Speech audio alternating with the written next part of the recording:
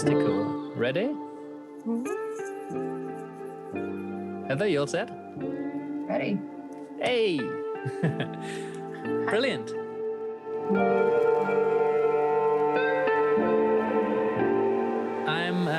I'm glad to welcome anybody who's listening in to this episode of talking about coaching and psychedelics. I'm here with Heather, my amazing co-host. Hello. And today, our guest is Isabel Santis. Isabel, I'm really happy that you're with us. Thank you so much. Thank you for having me, Yannick and Heather. Yeah, so we've connected briefly, Isabel and I, a few weeks ago, and we had a little bit of a chat about coaching and psychedelics. We just kind of connected and to get to know each other a little bit. It's good to know who's operating in this space. I was fascinated and really curious and intrigued immediately when you told me you're currently doing a PhD and you're developing an integration methodology for coaching. And I'm obviously all over that. So I immediately knew we need to take this conversation into a space and explore that a little bit more. Mm-hmm.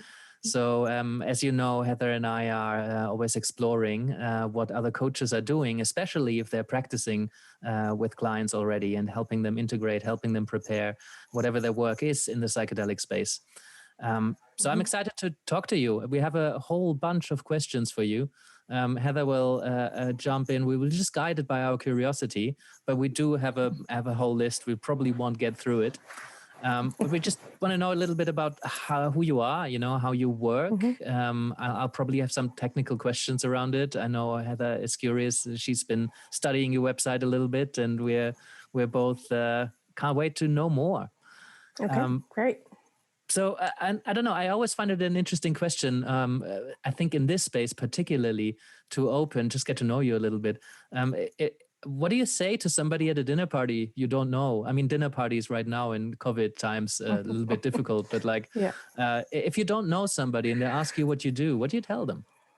It's always interesting conversation because for a lot of people, coaching in general is not a profession that is very well defined. And when you add the element of psychedelics into it, they become either completely turned off or really fascinated by the subject. And considering the amazing amount of research that's coming out right now on the benefits of psychedelics, 90% of the time is going to be a fascination. So people don't really necessarily have a framework for understanding how a psychedelic experience takes place.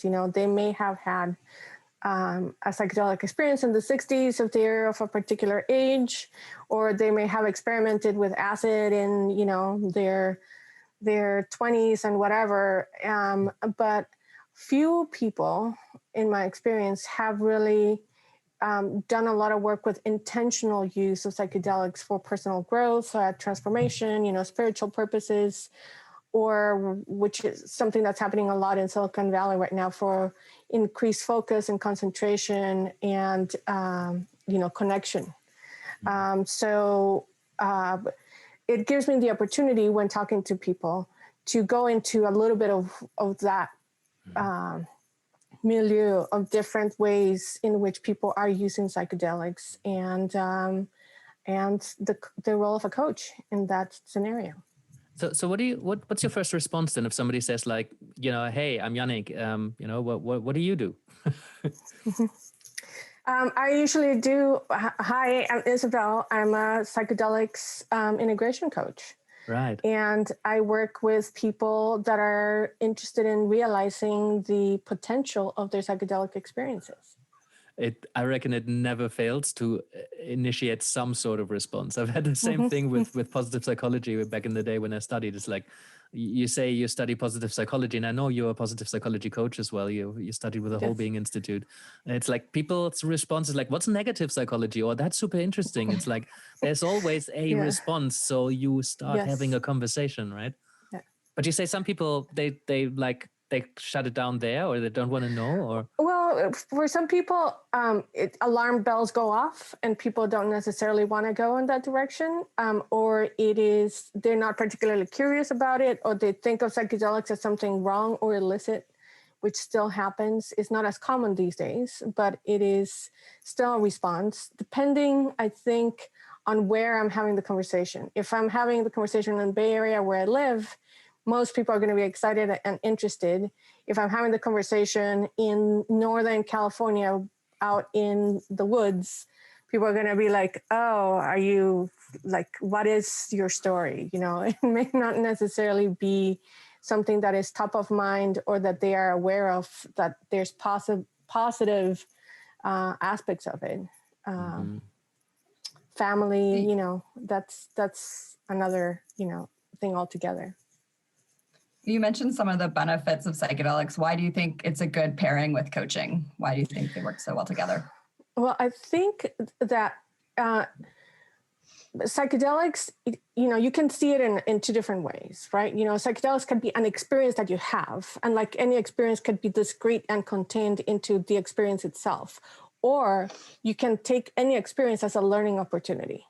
For the people who choose to take any experience in a learning opportunity, then coaching is an ideal way of exploring that, because it allows you the opportunity to make meaning of the experience, to delve deeper into it, continue to receive the gifts of that experience that experience has to offer, and with psychedelic journeys, there are so many layers, a psychedelic journey is not just one thing that happened, it's not just an experience of awe, but there is the somatic aspect of it. There is the emotional aspect. There's the noetic aspect, spiritual aspect. There's so many things that happen. It's such a layered experience that that there's just such a gift, right? With so much depth.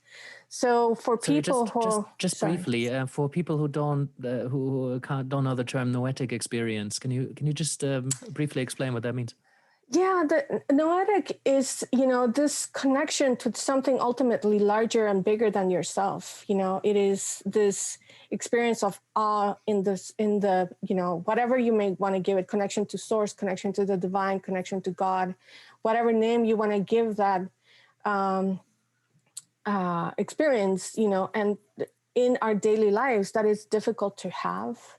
It is not an everyday occurrence unless you are a practice meditator that can get there, through years of practice, or, you encounter the divine in nature, for example. That's another way in which people often connect to the divine, by going to watching a beautiful sunset over the ocean or something like that.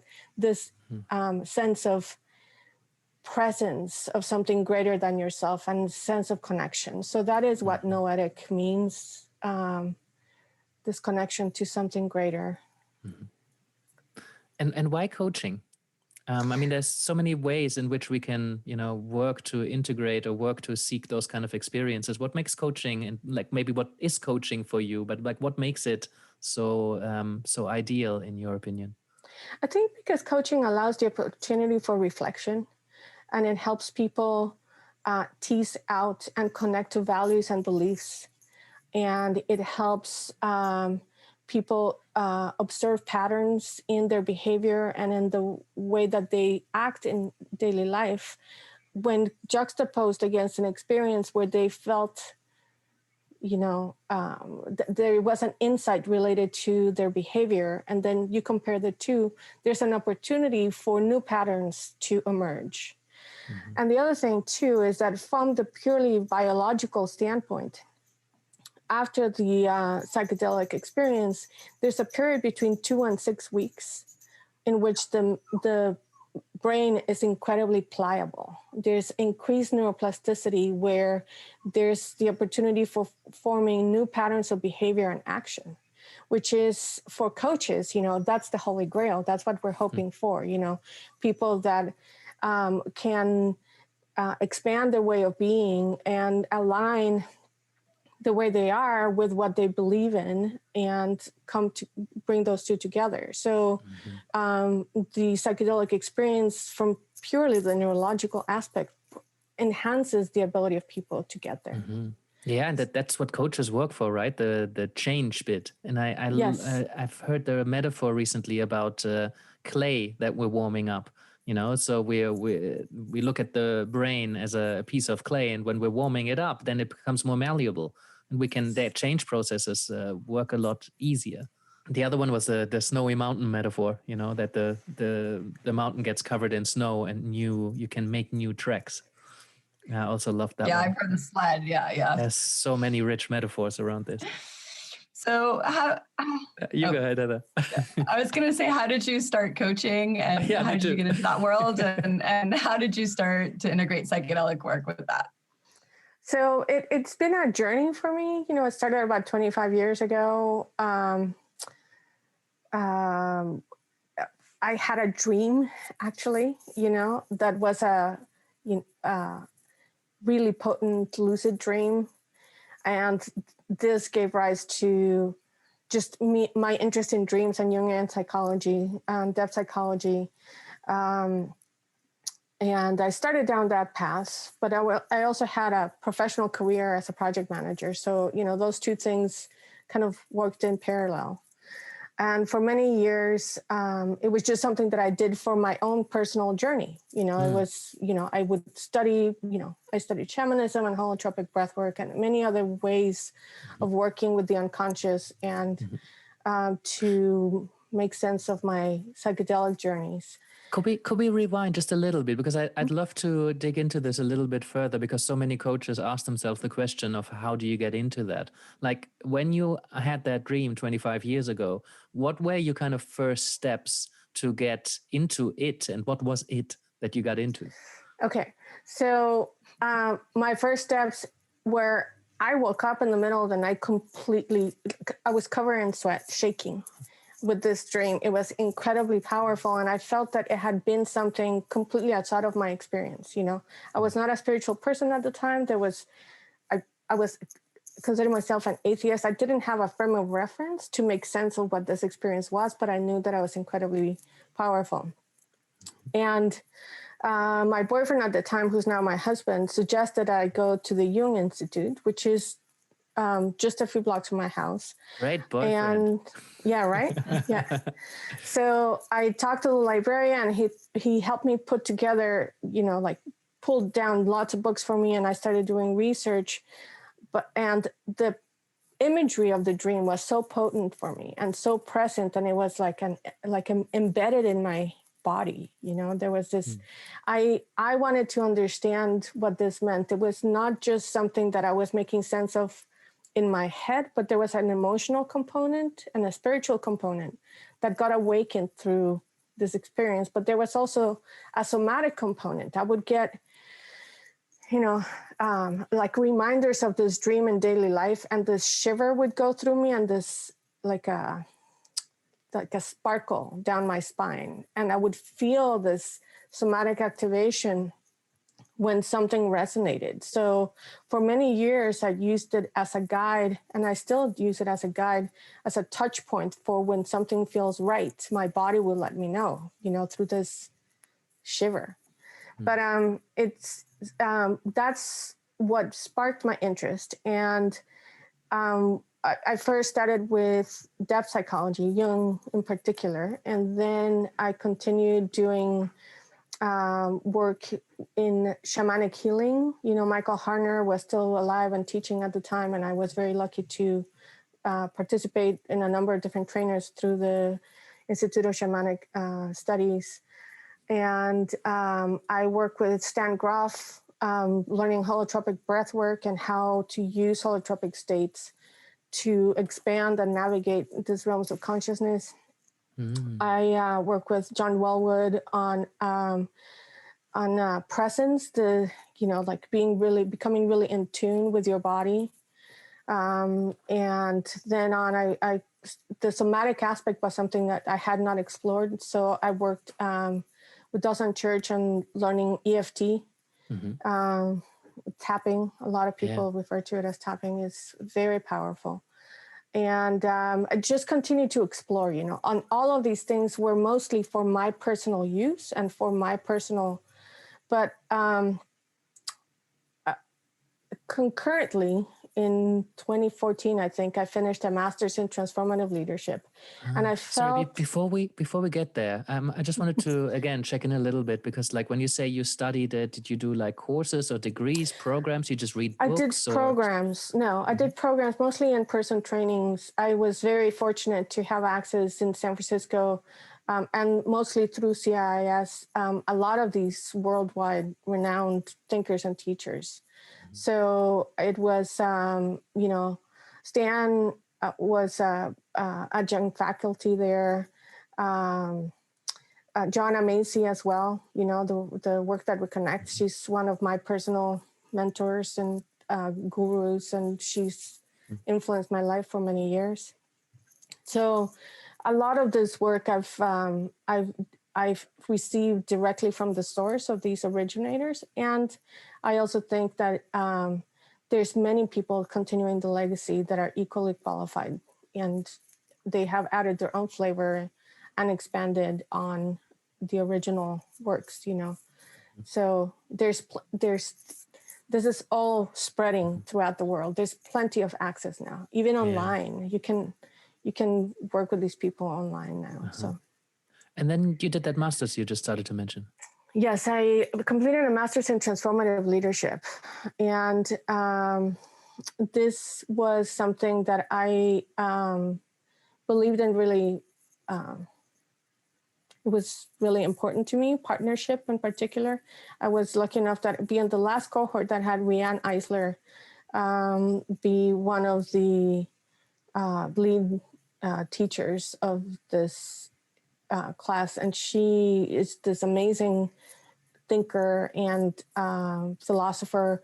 She wrote a famous book called The Chalice and the Blade, and she wrote another one called The Real Wealth of Nations. She's just this super inspiring, brilliant person. And at the end of that program, I felt the need for more practical, oftentimes master's programs are very heady, and my master's program was in that category. It helped me a lot through the navigation of what I thought and helped me formulate ideas and concepts, but it was short on practical skills. And I felt that what I really wanted to do was work with people and help them through their process of personal transformation. So coaching was the ideal way of doing that. I had no interest in becoming a professional psychologist in terms of a therapist. It was not really my... Why not? How do you see them differ? I know we touched on it somewhat already, but like, why coaching? Why not therapy especially for personal transformation, which they both address? They both address from very different standpoints. I think that therapy as a profession comes from the place of deficiency. Everything they do needs to be categorized as a deficiency, it needs to be coded in according to a list of syndromes or illnesses or dysfunctions or whatever. So depends on the therapy though, no? I mean, I would agree most therapy or most approaches to therapy probably do some of that, but I know the ones that I like, they don't. In the DSM, which is if you're a therapist working with insurance, I should qualify that. There's a lot of people that work outside of the insurance paradigm in the United States, and I'm referring specifically to the United States here, and are really messed up health and on a health system. But in order for your treatment not to come out of pocket, meaning you have to pay for it yourself, you have to work with an insurance provider that covers a particular type of therapy for a number of different hours. And in order for your therapy to be covered, you need to have an illness. It needs to be coded as an illness in your form so they can receive treatment for that. And the illness that stays with you for life. Yes. Yeah. can be anything from generalized anxiety disorder, which is the very lowest of the load. Tell me one person who doesn't have generalized anxiety and they're dead, you know? But for me, what happens within the US system of mental health is that it stigmatizes personal experience. Mm-hmm. So that's very important. I want to underline that. I did not want to come at the people that I worked with, because I work within that realm, as stigmatizing their experience. And that's why I chose coaching instead of therapy. Does that make sense? Mm-hmm. Yeah. It's just a framework from which it operates. Yeah. Do you have a definition for coaching, or a sentence or two that kind of describes what your approach to coaching is, or what you see as coaching? Because there's such a range, right? Yeah, I don't have something like that I have come up with defined, but for me, coaching is helping people pay attention to the things in their life and prioritize them and focus their attention to achieve change that is supportive of their outcomes they desire and aligned with their values. Mm-hmm. So that's really kind of the way that I view coaching. Mm-hmm. It's an unfolding and working towards. Heather, being new to coaching, I wonder, does it resonate with you? What do you think about that? Yeah, I think that's beautiful, really. I mean, it's like you said, paying attention and then just putting effort into what you want, where you want to get to. Yeah, I like that. Mm-hmm. Thank you. How did you decide to incorporate psychedelics? Was that always part of your plan? Not at all. Was it just something that naturally flowed? It kind of naturally flowed. I think it evolved. It's relatively recently a decision. You know, I about 3 years ago, I decided to leave the world of project management and get a PhD in East-West psychology. Said no one ever. I just love that. You'd be surprised. There's so many people that go to CIIS who leave the world, you know, whatever world they're embedded in, because it's no longer satisfying, and they just choose a totally different path. I think, Heather, that's your decision as well, right? You want more. Yeah, no, I know I'm joking. I know there's so many people who would want to leave their office job, but you just don't really hear that a lot. And then I left my 20-year project management career and went into East-West philosophy and psychology. Yeah, it's been the best decision of my life. I think, so it was also prompted by a psychedelic journey, but we can get into that later.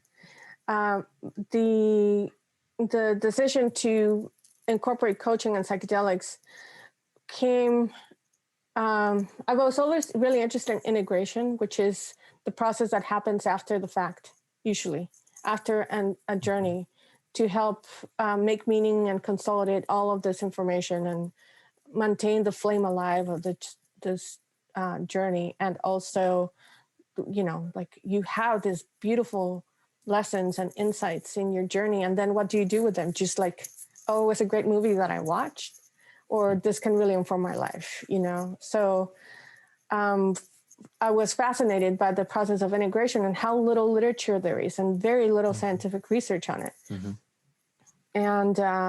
And just decided that was my interest. But at first I was thinking of mostly just doing research on it.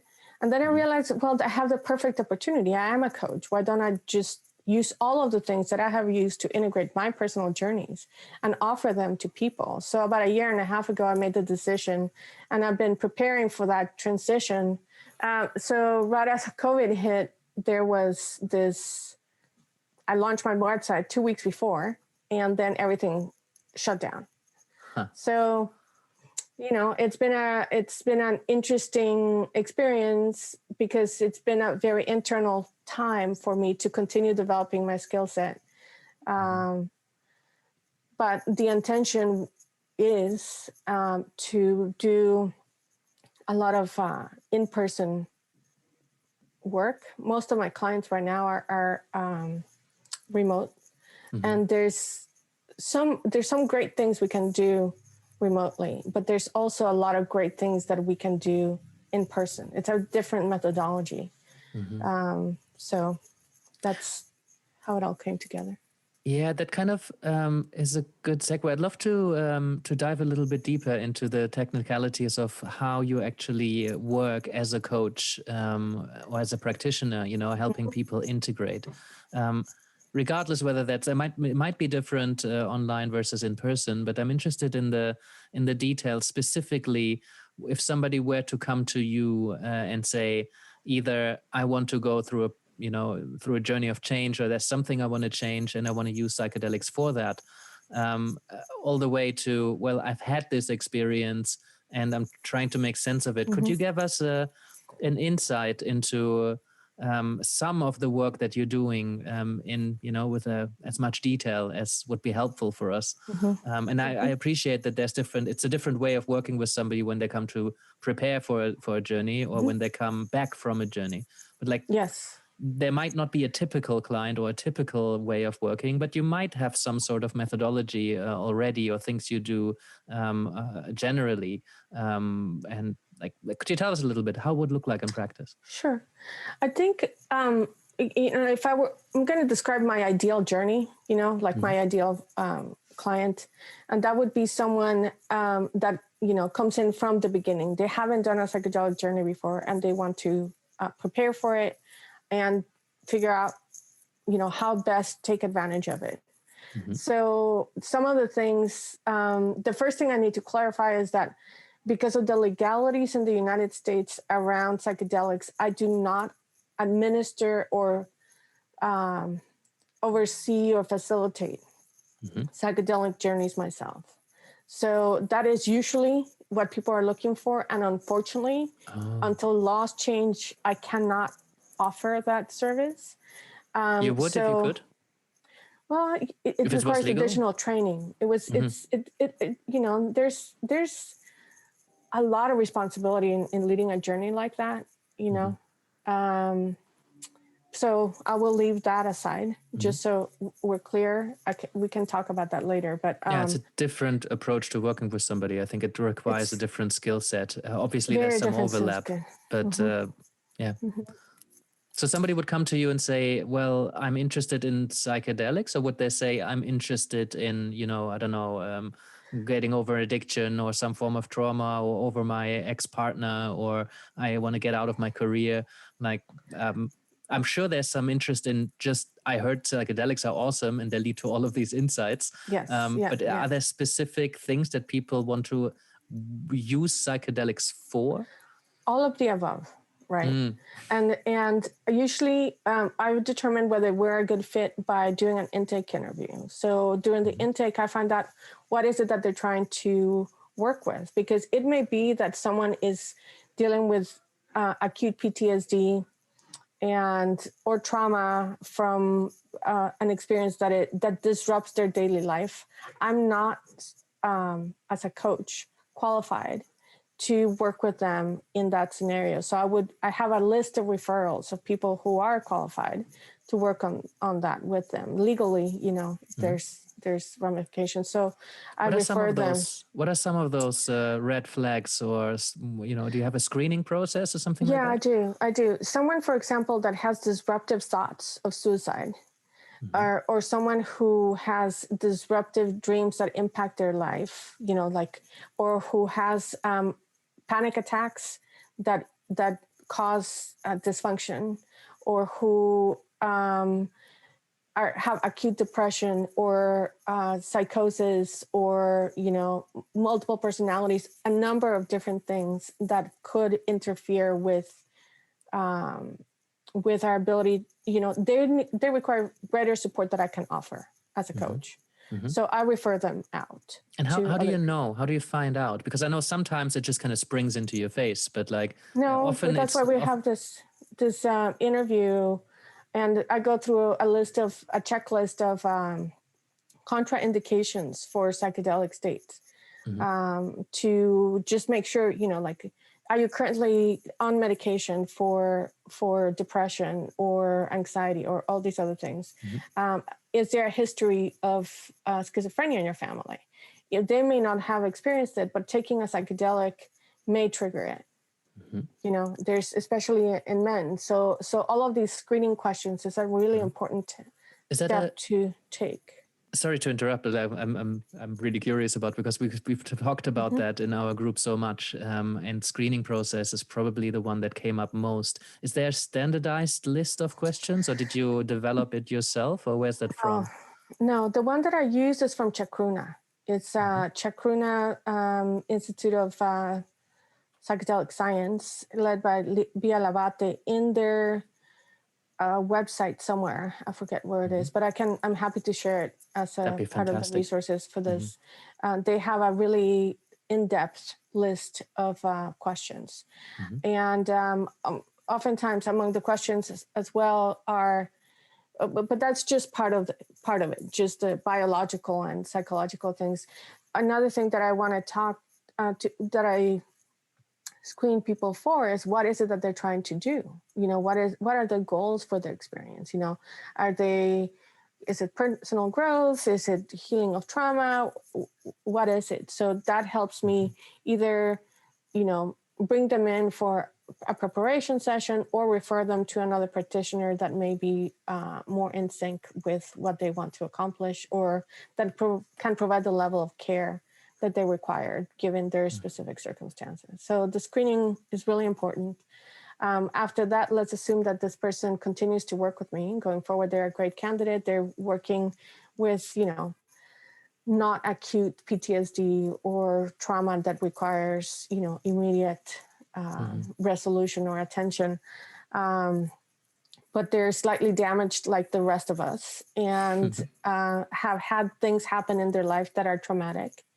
And they have an interest in improving their life, and they have heard that psychedelics can really support and help in this growth, and they are committed to making intentional change. So those are the things that I look for in people. There's just a constellation of attributes and goals. Someone is not necessarily going to be a very good coaching candidate if they expect things like taking psychedelics is going to be a magic pill that they just do and it's once and done. That's not a good candidate, because 70% of the psychedelic benefit comes after the fact, after the experience, through the integration process. So that's how, I want to see someone that's going to have really committed to a long tail, Yeah. And how do you make sure that this is somebody, like this is your client's decision fully? Because I started thinking about, well, just by us offering those kind of services, aren't we somewhat encouraging somebody and kind of giving the impression that this is good work and could be for them? Like, how do we make sure when during a consultation that somebody is like, well, this is the client's decision. I haven't really influenced my client or kind of given the impression that I think you're going to be safe with this, because we can never really make that assessment. We can only do some harm reduction, right? How do you manage that? I think that if people are seeking someone to do this type of work, they have already made a decision that this is what they want to engage. I think what you're asking is how do I make sure that I'm presenting the risks and potential benefits accurately so they can continue to have agency in their decision-making process. It's not something I'm pushing on them. They're coming to me, they're seeking it. So I think that there's I don't advertise. Most of my work is word of mouth. That's how I get my clients. So if you found me, you did some research. So the journey has already begun. It's not that somebody, sees, it's psychedelic. Yeah, that's interesting. And then they just book in a consultation and explore it. I don't advertise in magazines. I don't put things on bulletin boards. It is, if you found me, you're seeking someone to help you in this work. So there's a self-selection that happens prior to my engaging with someone. So how do you talk about the risk without affecting the setting and the set too much? But I think it's really important for people to be aware that risk can take place. And it needs to, in a certain way, affect the set. Because if you're approaching this with a cowboy attitude, then you're not showing respect for the medicine. And like everything worth doing, there's risk inherent in it. There's something that there's skin in the game for you. So if you're not going to be accepting responsibility for your decision and accepting the risk associated with it, and taking steps to protect yourself as much as possible by mindfully engaging with it and using discernment and all these other things, then this is not really going to be the best possible outcome. That being said, I know plenty of people who have had life transforming experiences being, totally reckless and unaware. But I think that's, I forget where I found this, but it's, if you don't know and you do something wrong, you have leniency. But if you know that something is wrong and then you do it anyway, then you're committing a grave error. You're not acting responsibly. Accidentally, you could have a fantastic experience by not knowing all these things and doing everything wrong. But it could also go really wrong. But if you are engaging in an intentional process, then you should also be aware of what the risks are and decide to go with them with courage. And that's part of the journey, Mm-hmm. So what would you say? Go on, Heather. Okay, well, I was just thinking, you said you'll work with people that are interested in using psychedelics that maybe haven't yet. So are you giving them education on like types of substances and what to do? I refer them, I have a whole list of resources that I can share with them. A lot of people want to have something pre-digest for them and me give them like a recommendation. And I just simply don't do that. I give people options because I also think that is important for them to find the right thing for them. And like Yannick was saying, I think that this perhaps part of what you were implying. If I give a recommendation, then that's me providing an answer, and that's not part of our coaching methodology. It is, I can give you, I have done this homework that can facilitate the journey for you. You don't have to start from scratch, but you have to do your work. I can't just hand something to you. Yeah, and we talk about that with the other coaches in the group quite a lot in our drop-in sessions, because there's some coaches who really take quite a directional approach, and they offer a lot of advice in the preparation stage, and they say, well, this is how you engage best with the experience so that you're most open, and they provide specific resources, a few of them that they give to everybody. But like I'm always on the stance that this is a learning journey. So I don't really want to provide specific information in how it works. I'm sure there are some of the things that we can do, for example, surrendering to the experience and not fighting it once it's happening. That's probably really sound advice. But as a coach, I'd much rather have my client come across that somewhere and think that sounds really reasonable, and I hear it a lot from different kinds of people. Because if I say it and I'm the only voice that they hear that saying that, then I take a lot of responsibility in that process. And that's not how I want to work. However, I also understand that a lot of coaches take their clients much more by the hand, and that is a very comfortable space to have somebody take you by the hand and is like a wise elder who can guide you. But I think that's more mentoring than it is coaching. I kind of take a little bit of an in middle road on that, because I do think that there are one of the reasons why people come to me is because of my personal experience and the journey that I have gone through, and because I've done a lot of research with a number of different people on best practices, right? So there is a certain shorthand that they access by talking to me about it, and that's part of the service that I provide. But I don't tell them what to do. I give them a set of guidelines of what a lot of people do, and then we tease it out. We really go into deep discussion about it, and why. It's not that I'm just handing them a piece of paper and saying you must do this. It's like, let's talk about what does surrender feel like, and what does that mean to you, and in what other ways have you surrendered to something in your life? What does letting go of an intention forming an intention and then letting go of an intention. What does that mean? Why is that important? Mm-hmm. You know? That's so key. And I just want to go in there because I hear that a lot from clients, and I certainly had that it's my own experience as well. I wish I would have known that going into my first couple of experiences, what it actually means to set an intention, but then to let go of it and letting the work, do its thing. Yeah. And then integrate it. It's so valuable, and it takes some time to wrap your head around this. It does. And I think that if you do it from the beginning and you come in with that type of psychological preparation, all of it together really prepares you for having the most beneficial experience for you. Because one of the things about psychedelic experiences is that they're unique to you specifically with your life challenges, your past experiences, your traumas, your family unit, relationships, all of that is very unique to you. So when people say, what can I expect? The answer is, I have no clue. What can you expect? That's the real honest answer. I don't know what you can expect because I'm not you, I'm not walking in your shoes. And even if I was, every experience for me has been different depending on the situations and challenges of my life, my state of mind, what's going on in the world. So to answer that question, it's impossible to really give someone an accurate answer. It's not a predictive model. You have to release and let go to actually enjoy it. Mm-hmm.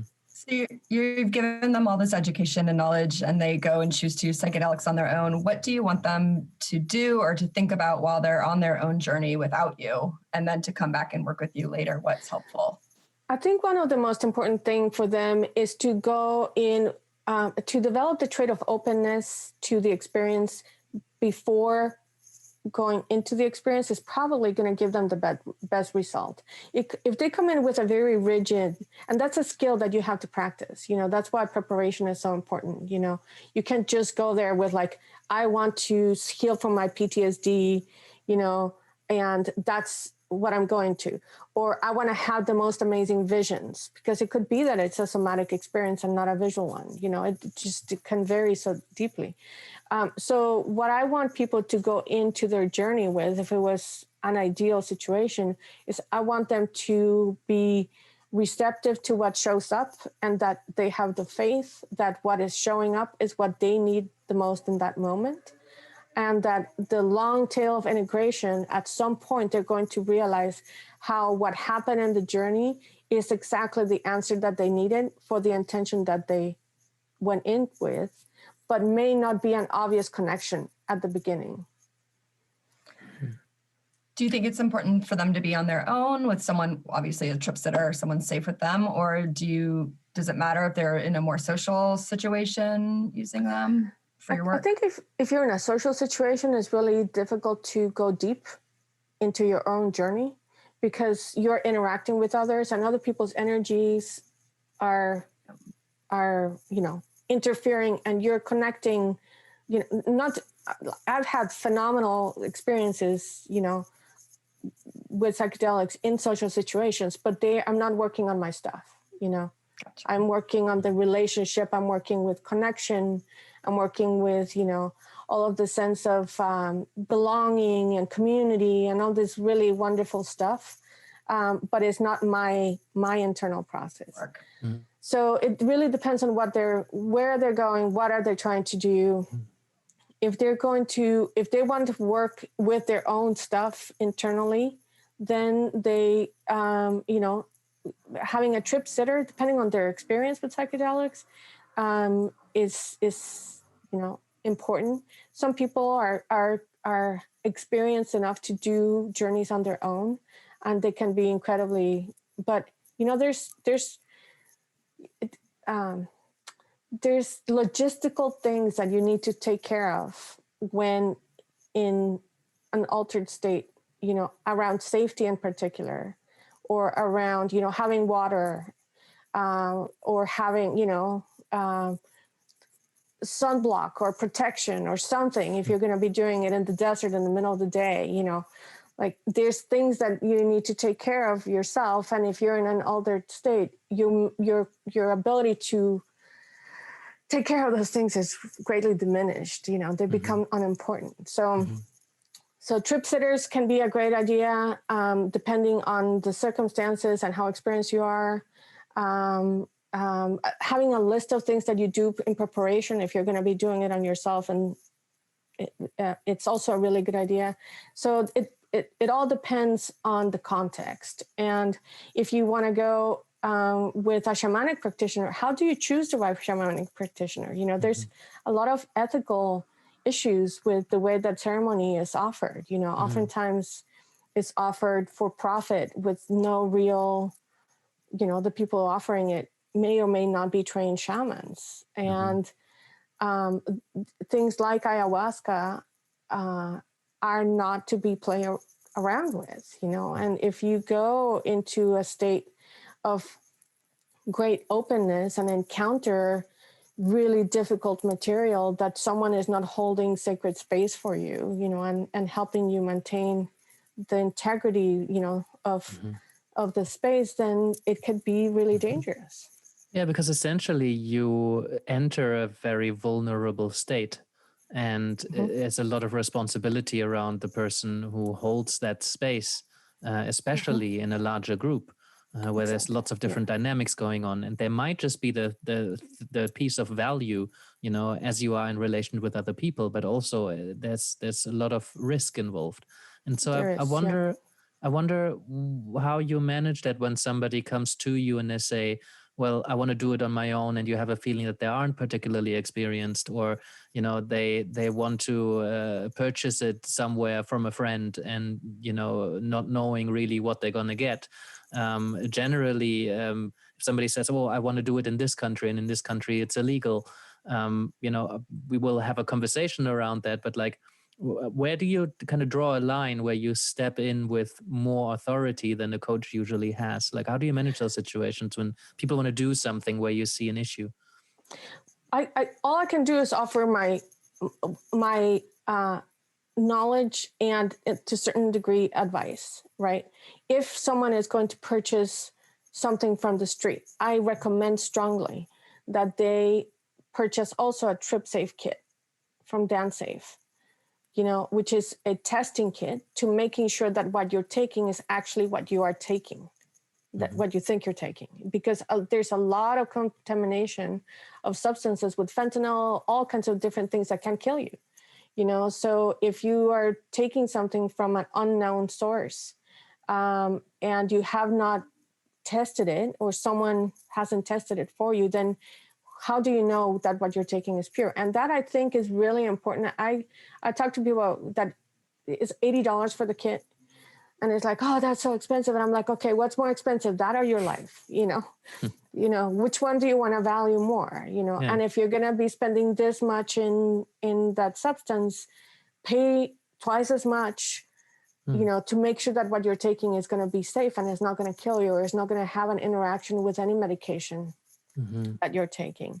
Go ahead. Yeah, no, it's a difficult one, right? Because I had one client, for example, who I've had a consultation with, and they were really keen, and it made a lot of sense. Coaching seemed to be a really good match and a really good fit for them. And they asked me how they could do that, where they could do that, and I usually only ever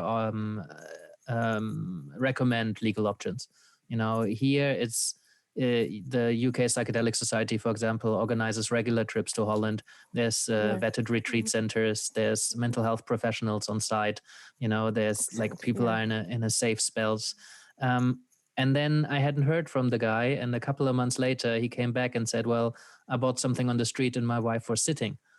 You know, and now they've had the experience because they said, look, there was just no way I'm going to spend like £700 on a weekend away. It's just not in my budget for this.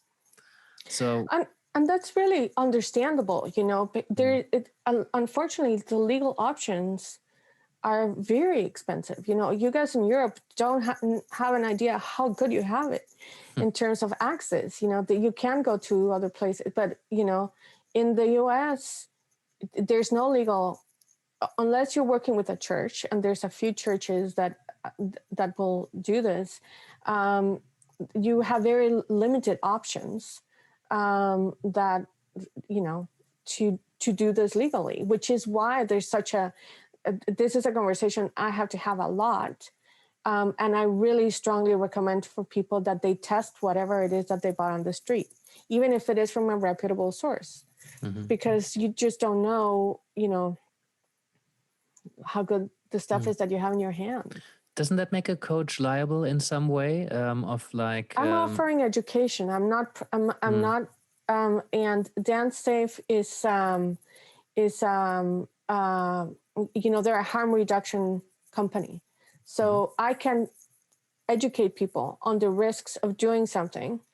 So this totally 100% falls under harm reduction. Great. In terms of the legality of it. I'm not telling them do this or don't do this. I'm saying if you're going to do what you're going to do, make sure that you don't die, and use this resource to find out if what you're doing is potentially dangerous. But I'm not advocating one way or another, you know.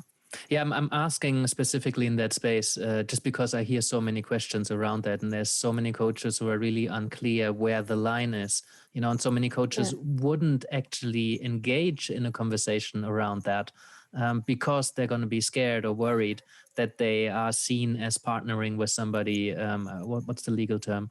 You know, aiding and abetting in the commission of a crime. Yeah, pretty much. You know, it's a very tricky situation, and I think also, you know, that's the most difficult part of my job, especially when helping people prepare, because there's so few things that I can say and so little help that I can offer for this to be conducted in a safe way. It falls on them to do their research.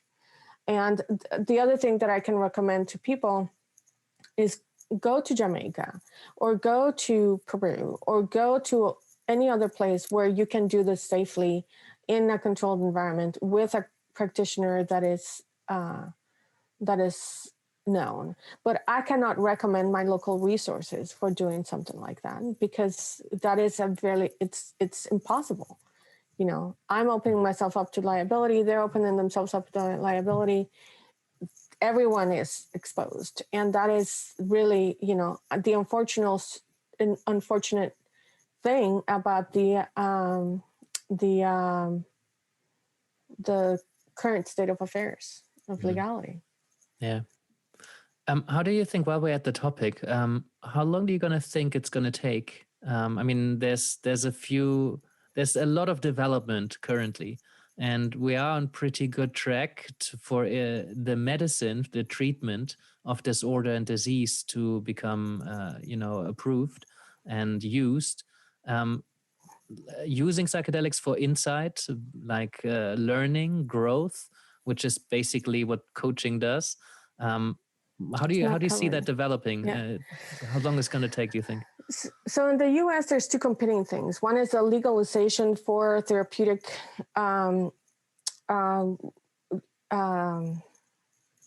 use in a therapeutic setting with prescription of specific purified substances, you know, which is the track that MAPS and all these guys are taking, which is incredibly useful and effective for what it does. On the other hand, there's the decriminalized track, you know, particular for natural medicines that are currently regulated and scheduled and prohibited for use for personal or spiritual purposes. So those two are I think complementary, somewhat competing, but they are still, you know, happening at the same time. Oakland, where Heather lives, has decriminalized all plant medicines. And they, in the US, they are the leaders of this nationwide group initiative to decriminalize natural medicines all over the place. And at the same time, there's now controversy around that because they included peyote, which is an endangered species used by Native American people and for their spiritual purposes.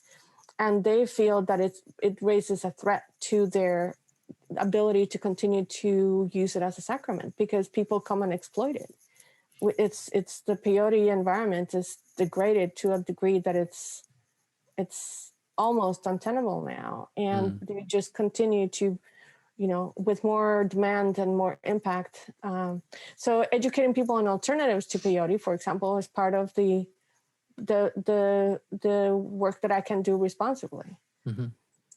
Well, and it's sticky too, because it's decriminalized here in Oakland doesn't mean that highway patrol or the sheriff, the other outside law enforcement can always pull you over. It's just Oakland police will not press charges, or the DA here won't press charges. And it's still illegal. It doesn't mean that it's not illegal. Yes. And it's just that they will not pursue court cases against you. So police will therefore not arrest you. Local police.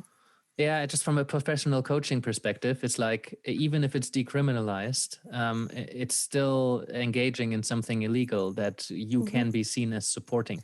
Exactly. It's a really difficult place to be, because on the one hand, I subscribe to the belief that people have the right to experience the things that, as long as they're not harming anyone, right? Cognitive liberty is a human right. And the ability to learn and explore and your own consciousness should be included in that. So that's my personal belief system. And I also, as a citizen of this country, need to abide by the rules and laws of what this country has. And therefore I cannot, sell, distribute, give advice or any other things that would put me in a compromised position. But I can engage in education and harm reduction. So those are that's the limit of my ability to legally work within the bounds of my profession. And I'd love to go back deeper into the actual practice. You mentioned on your website you work with art therapy and nature exercises, journaling. There was movement. You mentioned some somatic work. I wonder how do you use different approaches in your integration work, for example? Or is there a methodology? Is there a combination of different exercises that you often use? Or how does it look like in practice? In practice, it really varies by the individual. And I know that everyone says that, but it really, different people need different things and they respond differently to different things. Could you tell us about a few specific people, perhaps, or a few case studies that you've had, just so we can get an idea of what it might look like? Yeah. So let's see. One example would be someone who is recovering or working with PTSD, but is not debilitating PTSD, right? Someone who was an officer in the U.S. Navy and led operations in Iraq and Afghanistan.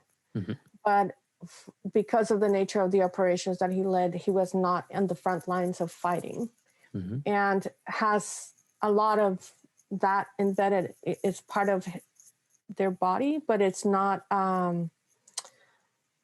they didn't see combat. Does that make sense? Okay. Yeah. So different levels of PTSD. So, which I assume is like where you draw the line between therapy and coaching. It's like, this is not somebody who's deeply traumatized, but there's a level of PTSD happening, but it makes it conducive to coaching. Yeah, because he was an officer, most of the PTSD that he has is referred, it's from the experiences of other rather than his own. Does that make sense? Okay. So a lot of guilt and a lot of, responsibility of keeping people safe and this stress that could not be discharged, this sense of duty, that's what causes trauma, right? The inability to escape a situation. There's this confinement, this constant need of protection, 24/7 vigilance, all of this other stuff creates a traumatic response in the body. But it was not due to bombing or killing or, trying to defend yourself from trying to kill you. So it's a different level of trauma. I would not work with someone who was an active duty in, direct combatant. That would be someone that I would refer out, but I'm comfortable working with someone who was a responsible individual for others. Does that make sense? Okay. So great distinction there. So in the case of this person, a lot of the work that we have done is in his journeys. He has arrived at a place of acceptance of his own experience that gives him a great level of relief and safety. And so connecting to that specific space, for example, is deeply healing for him. So it happened once in his experience, but being able to reconnect with that space over and over again continues to provide the benefit of the experience itself. So one of the things that we do to maintain that connection is guided visualization, for example. And something from, it's a technique from NLP where you give a feeling, a shape, a sound, a texture, to make it as corporeal as possible, to engage your somatic system in the experience itself. So by him being able to drop into the experience again and going into this place of warmth and comfort and safety, you know, and feeling embedded in that and supported by that and held by that space, it continues to provide the healing that he needs. And that's for an experience that has happened in the past. So that's one example of a technique that I would use. Okay. Reasonably advanced stuff, right? Because once we focus on that kind of experience, depending on what the experience is, we focus on it, it can grow, and we need to be able to hold that space. And I guess I'm saying that just as a reminder that we all need to recognize as coaches how far we are willing and able to go. What kind of space can we hold, and what kind of technique might elicit something that we may not be able to hold? And I can emphasize the need for supportive training. Coach training is one thing. It prepares you to work with goals and values and all kinds of things that are really tangible processes that occur mostly in the mind. But psychedelic coaching is not just something that happens here. It happens spiritually, it happens emotionally, and it happens in your body. So if you're going to go into the work of becoming a coach that works with psychedelics, you need additional and complementary training to help you develop the skill sets to support your clients responsibly in those areas. My training includes, tapping, for example, trauma release exercises, and I'm currently doing a trauma-informed coaching certification to help support and hold space for people in this area, because it just so happens that a lot of people that I'm seeing have trauma. And I felt that even with all the other things that I knew, my skill set around trauma was less than I wanted it to be, to really hold a space for people that come to me with really difficult experiences. So it's, as coaches, we know that we need to continually upgrade our skills. My suggestion is that instead of just focusing on the skills that the Coaching Federation requires, that you look outside of that to other skills like, Bethel van der Kolk, Gabor Mate, Peter Levine. All of these folks offer amazing work around somatics. Hakomi, the Hakomi Institute offers amazing training around somatics and experiencing of the body.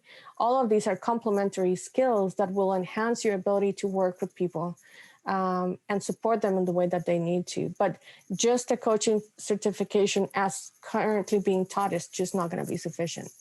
Well, it depends who you work with and what on, right? Because you said that in the beginning quite clearly. It's like you screen for people's intention, and you screen for what people are bringing and what they want to work on. And I think generally, if you've just come fresh out of training, then working around the psychedelic experience is probably something you might want to do later. But if somebody comes and they've had an experience like, I don't know, 6 months ago, and something's still kind of there, but it's nothing to do with trauma, it's just like an interesting thing that might open something up and give them certain insights. I can see a scenario where you might not need a lot of training, but I think generally... You're right about that. Generally, you're right about probably that. Much better. If you're working with someone post-experience, you know, like a long time after an experience, and they had an insight that was transformative, you know, the quantum change actually happens, and it happens a lot in psychedelic experiences. So people, you know, go in wired one way and come out wired differently. Things change orientation. Their way of prioritizing things changes. But say, for example, someone knew going into their experience that, you know, perhaps their marriage was not in sound footing, and they come out realizing that they need to change completely the way they relate to their husband, but also to their family and all their friends. But they come back and they're still embedded in this whole same system of relationships, and the psychedelic experience keeps on nagging them, saying, hey, you haven't done something about that, you know, and now you're aware that this is not something good for you. So they come to you and they say, hey, I have this really strong sense that I need to change the way that I relate to my family, relate to my relationships. And, you know, that could be, you could do a referral to a therapist to look at, you know, all kinds of different things, but you can also work with people in the moment as to how do you plan an exit from your marriage, for example? How do you know, like, what are the steps that you need to take into account? What if your career is not the right choice anymore? You know, maybe, you know, like you do career planning and all this other really practical implementation things. So you're right. There's definitely... I really like that example because it shows so clearly how you can separate the kind of, if we wanted to call it coaching and therapy, or the deeper work and the more surface work, maybe the more logistical behavioral changes versus the deep transformational changes. You know, I think that example really lends itself well. You know, I can help you make some changes, but if you want to address the deeper change in how you relate to yourself and other people, you know, that's deeper work, which might be a more experienced coach or a differently specialized coach, or it might be best done with a psychotherapist, depending on, you know, how deep you need to go in and what's there, what you find when you open those doors. I mean, I think it's okay for coaches, and this is why I think ethics are so important, as long as the coach knows when they open a door, you know, what's behind that door. Is it okay for me to go with my client through that door? Can I hold the space that's behind it? At what point is it better for the client to work with somebody else?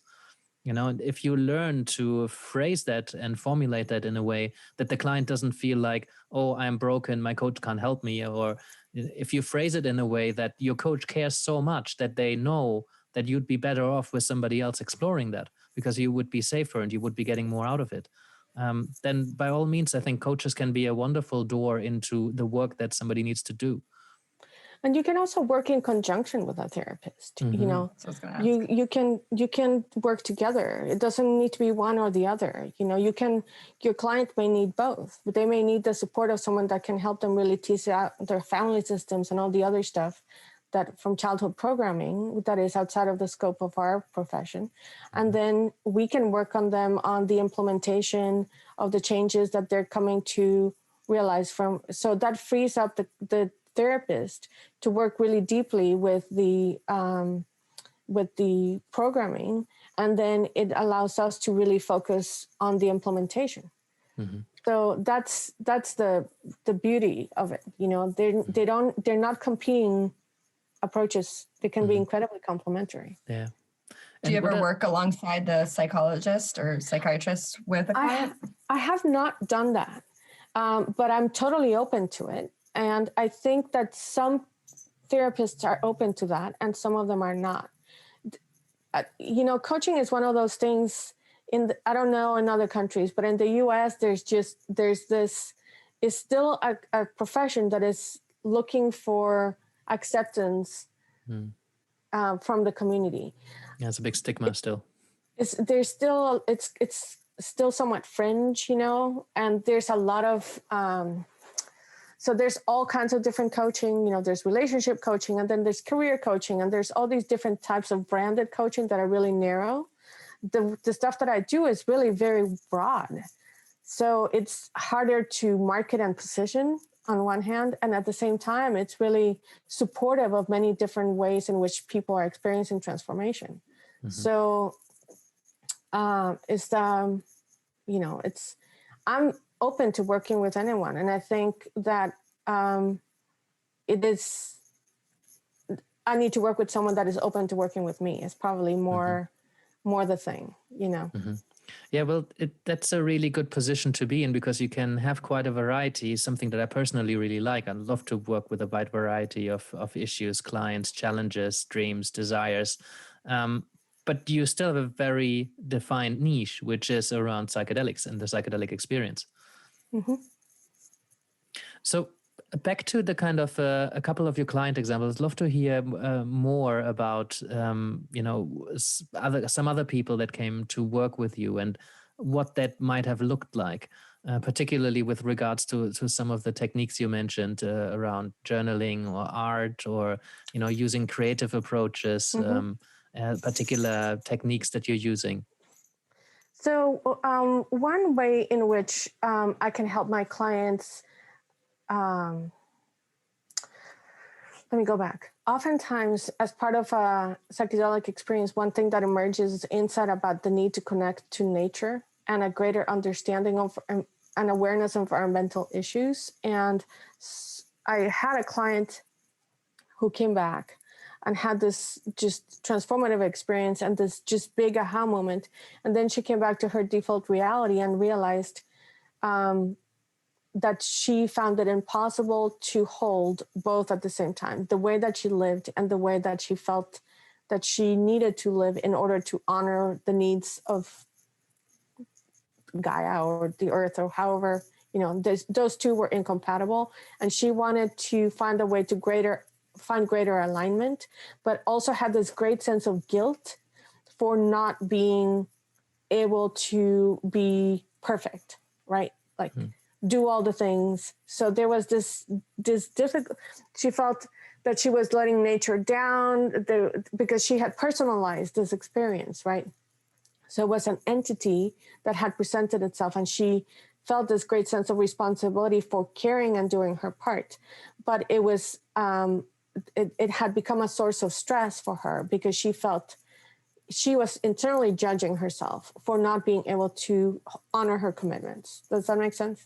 So part of the work that we did was connecting her with this entity again, using ecopsychology, and ways in which she can reconnect with nature to lose this sense of guilt and to allow for transforming the relationship into something that could be implemented in her daily life to the extent that she was able to. Because unfortunately, just by living in the world that we do, we're complicit in the destruction of the earth, whether we want to or not, no matter how environmentally savvy, conscious, and intentionally mindful we are. We just exist in this world, and that's part of the result. So we did a lot of ecopsychology techniques, connecting her. For example, just going into nature and just holding on, like laying against a tree and observing nature and observing the relationships, right? Because one of the things that she was rightly concerned about is the consumption and death and decay that we're causing and all this other stuff. But one of the things about nature is that from death comes rebirth, and death fuels the nutrient exchange in the soil. So, having her go and spend time in nature, just sitting down and taking a look around and seeing all the dead leaves and then all the new growth and all of the things, focusing on the things that were dead and things that were byproducts or destroyed or whatever, and seeing what happens, in disturbed soil, new seeds germinate. So sounds like the kind of insight you would have on a journey. Yeah, but it's also part of the type of ecopsychology techniques that you know that I've been trained on. So that is just one example, connecting to the physical earth and observing and paying attention. And so you would invite her to kind of pay attention, to look around, to kind of engage with her surroundings? Or? Yeah, and then report back or journal about it, draw. So you wouldn't be kind of walking and talking in nature? No, she this would has go been into in COVID times. Uh-huh. So this is a remote coaching session. So I would set it up for her, you know, and tell her what to do and what to notice, and give her a number of questions, you know, like, and that then she would journal about, and then she could draw, and then we would talk about it. And the whole embedded experience, involved, so to speak. Yes. A lot of my coaching during COVID has been about that. It has been about giving people homework and then sending them off to do their thing and then come back and we talk about it. Because it's a lot of it is experiential. So journaling, for example, you know, what arises in the morning, or if people are working with dreams, you know, we do dream work as well.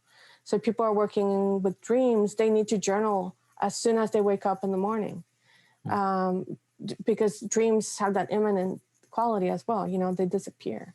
They're ineffable. You know, it's hard to express them and capture them. So all of those things require me to work with people outside of the session time.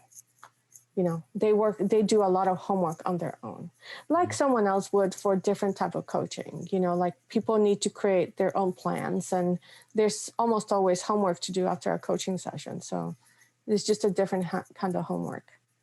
Gotcha.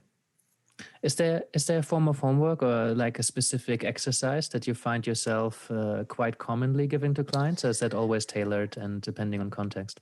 It really, you know, some people respond very well to doing certain things in nature, for example, but not others. It's like there's this practice called earthing, for example, where you take off your shoes and just go for a walk. I can't do that because I have really tender feet, and unless I'm walking on the beach, but that's different than walking in a forest, right? Which I wish I could do. So I don't walk in the forest. I lay down on a forest floor. And, you know, I'm trying to make as much contact with my skin as possible.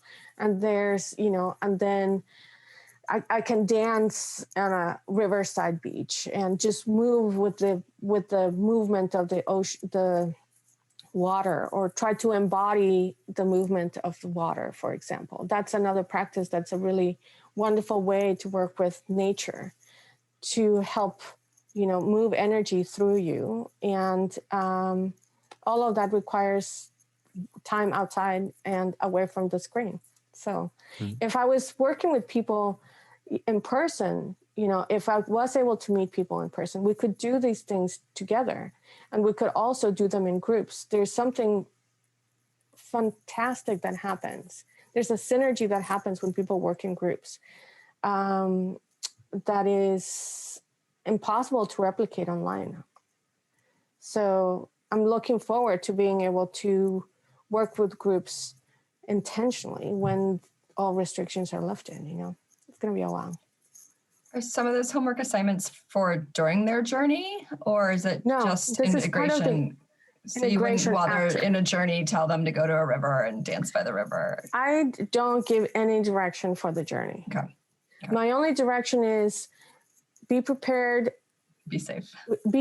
Well, yes, a lot of the preparation around the journey itself, but then when in the journey, there's actually two things that I tell people during the journey. One is if something difficult happens, don't run away from it. Turn around and face it and see what it has, what message it has for you, or what gift it needs to give you. If it's an entity, try to engage with it. You know, if it's just a feeling or a situation, you know, like confront it, you know, what's happening. And the other thing too is if you came in with an intention, let it go. And be open to receiving what comes, because what comes is what you need. Yeah, I thought you Nice. Here you go. I was, because you mentioned group work. So I know Heather and I, just before we tuned in, we're like, oh yeah, we're really interested in what Isabel thinks about working with groups, because some coaches might argue that working with groups is not coaching. Coaching is a one-to-one thing. I think you can wear a coaching hat and do some group work. There is this thing called group coaching. And then there's integration work, which, is a form of facilitation. Coaching is a form of facilitating learning.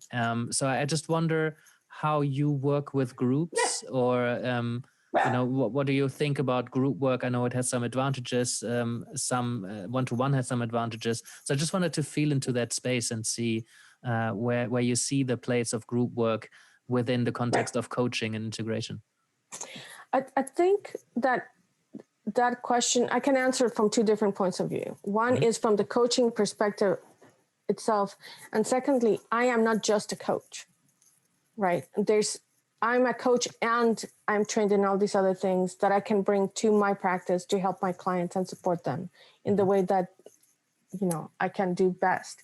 Yeah. But let's start with the coaching perspective. Okay. I think that would be good. I need to connect my computer.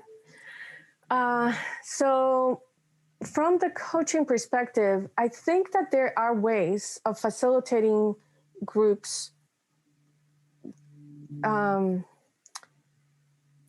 group coaching.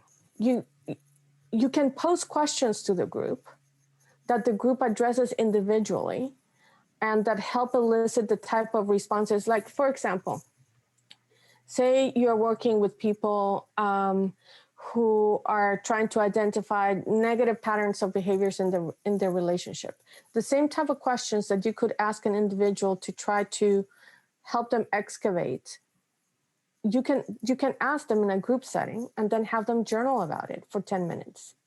And then you can take that opportunity and say, okay, so what did people come up, and see what people are comfortable sharing. And there's something in the mirroring of your experience, in the experiences from others. And then something that someone says facilitates an insight or aha moment in you, that is a fantastic learning opportunity for continuing to dive deeper into your own process and eliciting behavior change, which is eventually what we're looking for, right? So you can ask a follow-up question like, what are 2 strategies that you can develop now for changing your current relationships that are giving you problems, And then other people, then you can discuss it in a group, and other people will have different things than what you had. And all of a sudden you have 10 different strategies that, are available to you to choose from. So you can maintain the sense of agency and autonomy in the person, but where they're making decisions, but they're using a more considered and broader lens from which to make these decisions from. And also one of the things that I really like about the coaching in groups thing is that it reduces the power dynamics. You're getting wisdom and knowledge, not just from this, it's not, as much as we try there not to be, it's more like a peer-to-peer relationship in coaching.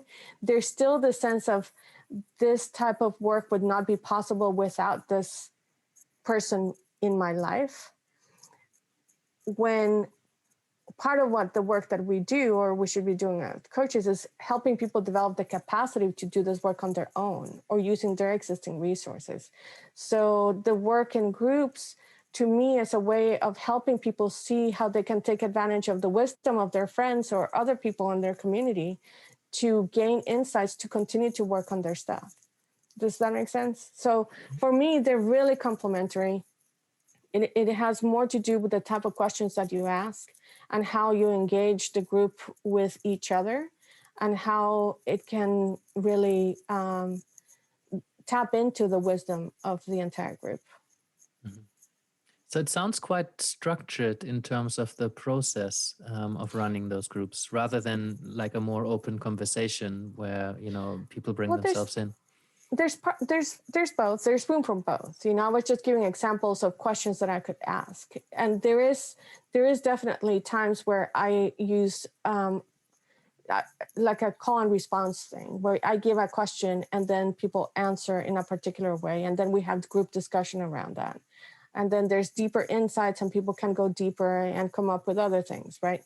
But then there's just, open conversation where you talk about a particular topic and challenges people may be facing in a particular area in their lives, And so that is like a very free form thing. And then there's the movement and art and nature connection that are things that I always incorporate into these things because they help you access parts of yourself that are not normally part of your cognitive processing. So movement in particular, if we're feeling stuck or if we've been talking about something really difficult or something that elicits crying or emotions that are deep or conflict or whatever, moving through that energy, can have just cathartic effects on people. And then one technique that I learned that I really love, it doesn't always work great, but in some situations it can, is you work in dyads and you write something or journal something, and then you interpret it. You do like interpretive movement to it. And someone else is witnessing you doing this. And then they give you feedback on what they felt from your interpretation. And what's really amazing is how much resonance there is between what people write about and how they portray it and visually connect the things. And so that is that's one example in which you can use multiple things. Or you can dance a drawing. You can do a drawing and then take what you drew and dance it out, and someone is watching you, and then they give you feedback and then you switch. And that's about 2 hours, right there of really free flowing, engaging, non-directive type of processing that is more from my art therapy background than from my coaching background. But all of it feeds into the coaching process where once you dance something out or draw something out, you can talk about it in a different way and observe yourself. It gives you the ability to remove your attention from being caught up in the middle of something into the observer role. And then you can talk about it much more clearly. So it gives you access to the wisdom of other parts of your body that then you can bring into the conversation, which we often just ignore. Mm-hmm. Yeah, brilliant. I think we could probably talk about group work for a long time, but I think for the sake of simplicity, I think it's useful because there's so many different elements of it, and it gets complex very quickly. But I think it's an interesting topic for coaches because it is so much more affordable for clients. And there's so many groups out there that are facilitated in so many different ways. And I guess if somebody's listening to this as a coach, I want them to be aware about some of the range of how groups can be facilitated. And some of that is very coachy, and some of that has little to do with coaching. And also for people who are considering joining a group, to ask those kind of questions. How is the group going to be facilitated? Is there some sort of methodology behind it? What are the other group members coming for? What are the people looking to get out of the group? Who's the facilitator, and what kind of approach are they taking to facilitating groups? I think these are all really good questions that a lot of clients don't really ask, and a lot of coaches don't really seem to be thinking about that much. Mm-hmm. Yeah, I think, there's different strokes for different folks. Not everybody likes this approach, right? And for a lot of people, and both for my clients and for other coaches, it may not be what they want to do. Mm-hmm. Or they may not feel comfortable dancing in front of other people or whatever, but for the people that choose to go with that type of approach, it can yield very rewarding experiences that really enhance their well-being. And that ultimately is what I'm after, you know. And do you contract that with people? I mean, both in one-to-one work as well as in group work. For me, contracting always plays such a big role. And I think it's quite a key element to the way that I see coaching. So do you have that conversation about what kind of stuff you might be doing in the work, or what they're getting themselves into? I think that because usually I call those intensives or workshops rather than coaching. It's not part of a coaching agreement. If that's what you're talking about, right? It's outside of the coaching. Or could be groups. Yeah. And I don't usually, if I'm doing one-to-one work, I always have a contract and what I call a coaching agreement with terms and conditions and all this other stuff. But with workshops, I don't position them as coaching. I position them as workshops or educational experiences where some coaching will take place or the tools of coaching will be incorporated, but they don't fall under the umbrella, if you will, of the coaching relationship or a coaching package. It's outside of that because there's no specific goals to them that are outcomes related to the coaching. You know, it's a looser, more it's very self-directed in many ways. You know, you come out of it with how much you invested in it. The same as in coaching, but it's also it's not as structured. What else might be useful or interesting for people to know about the way that you coach individuals? Think if I were to give advice to people trying to get into Wait, do you have a copy of our questions? Because you you keep doing that. Sorry. It's like, I look at some questions that are still open and then you just kind of naturally flow into that. I love it. Okay. Keep going.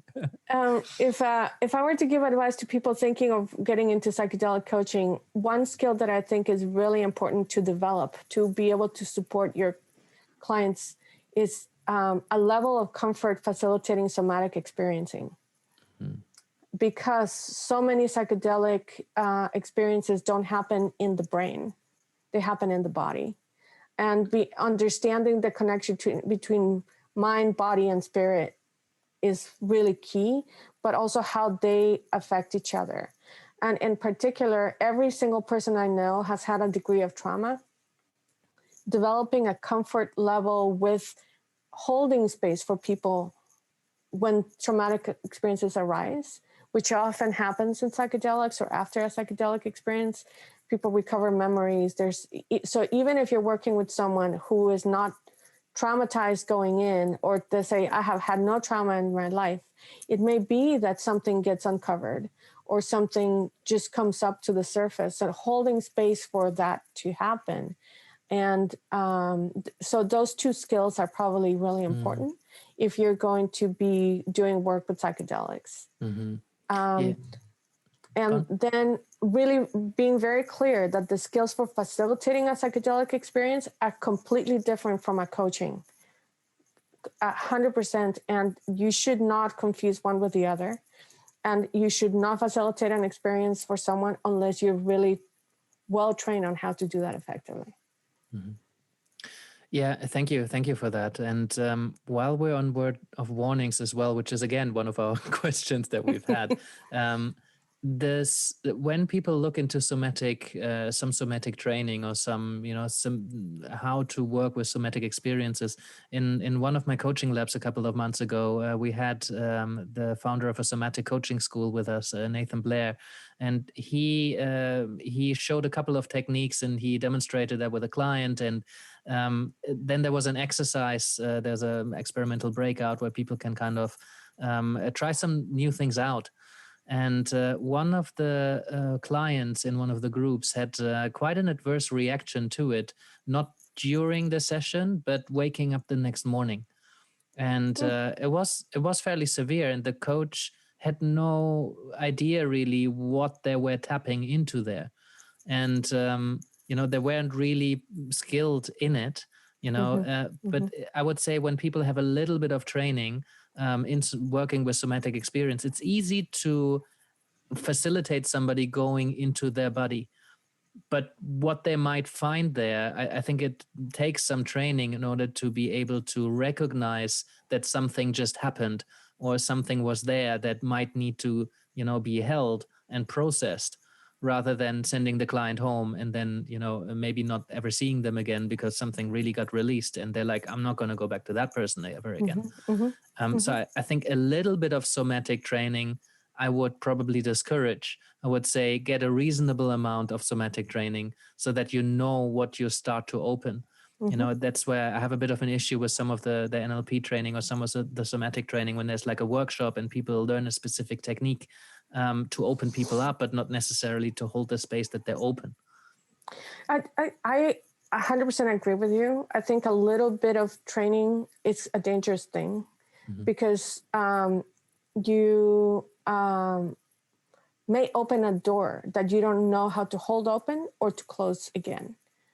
And that's why, that's one of the things I think about the ethics of the coaching profession. You should only be offering help in the areas that you're qualified to do so. And I guess in this area, qualified can mean a number of different things. I completed a online training of 3 hours, or I completed a certificate of 6 months in person, hands-on, So, discernment goes both ways. As a coach, I think that it's great to take those workshops where you learn a little bit to see if that's an area that you find value in and you want to investigate further. But that doesn't qualify you to apply that. It qualifies you to perhaps experiment on yourself and take that personal responsibility. But, ethically, we're bound by different standards when it is to offering care. So that's a super valid point, and I 100% agree with you. Thank you. Any other words of warning, rather? I was going to say, or anything that you think new coaches should hear that you wish you had known too, or warning? Yeah, that I would say that about 90% of the time, your coaching will go amazing and people are just so receptive and all this other stuff. And about 10% of the time, something goes wrong, right? Either someone doesn't, something that happened in coaching, and it's happened only once to me, but I know that it's happened to other people. There's something that gets uncovered that is too much for the person to handle, right? And then they want to discontinue coaching. They do not want to confront this issue.